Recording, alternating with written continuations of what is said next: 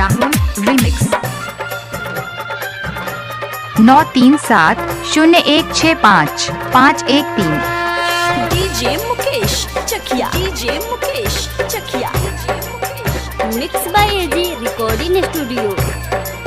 DJ Rahul Samastipur चाह चाह चाह के लागल सगरो चिरैयन कि मैया अइली ना।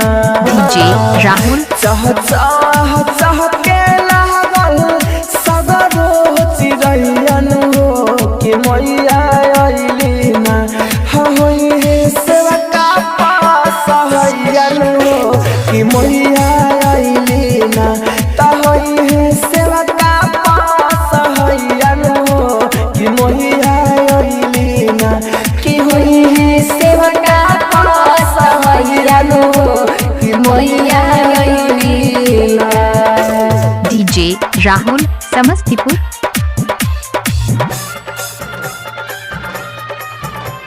9370165513 डीजे मुकेश चकिया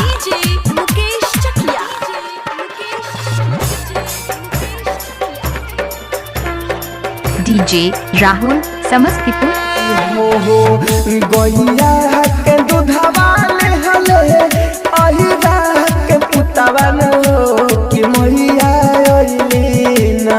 डीजे राहुल गैया के दूधवा हले अहिरा के पुतवा कि मैया अइली ना। हाँ पंडित करेले दोहैयन कि मैया अइली ना। कि पंडित कहले दोहैयन कि मैया अइली ना। कि होई हे सेवका पास हैयन कि मैया अइली ना। Mix by AG recording studio. Mixed by DJ Rahul Chakbasar Ranjan Road, Samastipur, Bihar. 9370165513 DJ Mukesh Chakiya